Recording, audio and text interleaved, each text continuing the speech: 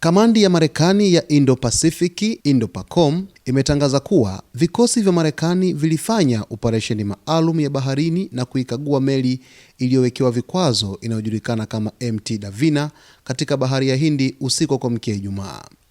Kwa mujibu wa Indo-PACOM, operesheni hiyo ilihusisha kuikagua na kuipanda meli hiyo ambayo imeelezwa kuwa haina usajili wa taifa lolote na ipo ndani ya orodha ya vyombo vilivyowekewa vikwazo. Meli hiyo ilikutwa ndani ya eneo la majukumu la kamandi hiyo katika bahari ya Hindi. Jeshi la Marekani halikutoa maelezo kuhusu shehena iliyokuwa ndani ya meli hiyo, idadi ya wafanyakazi waliokuwamo wala ilikokuwa ikielekea. Aidha, hakuna taarifa zilizotolewa kuhusu kukamatwa kwa watu, kutaifishwa kwa mizigo au majeruhi kufuatia operesheni hiyo. Indo-PACOM ilisema hatua hiyo ni sehemu ya juhudi za Marekani za kuvuruga mitandao haramu ya usafirishaji baharini na kuzuia shughuli zinazodaiwa kutoa msaada wa vifaa na rasilimali kwa Iran. Katika taarifa yake iliyochapishwa kwenye mtandao wa X, kamandi hiyo ilisisitiza kuwa itaendelea kutekeleza operesheni za usalama baharini duniani kote bila kujali eneo ambalo shughuli hizo zinafanyika. Tutaendelea na utekelezaji wa sheria za baharini duniani ili kuvuruga mitandao haramu na kuzuia meli zinazotoa msaada wa vifaa kwa Iran popote zinapofanya kazi, ilisema taarifa hiyo. Indo-PACOM pia iliongeza kuwa maji ya kimataifa hayawezi kutumika kama maficho ya wahusika waliowekewa vikwazo, ikisisitiza kuwa Marekani itaendelea kuchukua hatua dhidi ya meli za mitandao inayokiuka sheria za kimataifa za baharini.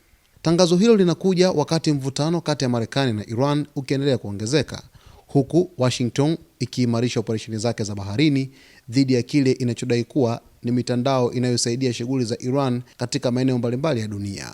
Ni mwendelezo wa kamandi za Marekani sehemu mbalimbali duniani za kukamata meli zote ambazo zimekuwa zikihusishwa na Jamhuri ya Kiislamu ya Iran na pia zinazofanya biashara na taifa hilo. Sasa hapa kupitia kamandi ya Marekani ya Indo-Pacific, Indo-PACOM, ambayo inafanya kazi katika bahari ya Hindi, imefanikiwa kuikamata meli ya MT Davina ambayo haina usajili wowote, lakini meli hiyo inadaiwa kwamba huenda ilikuwa na shehena kubwa ya mafuta ambayo ilikuwa inahusishwa kufanya kazi na nchi ya Irani na kuunganisha nchi zingine sehemu mbalimbali duniani.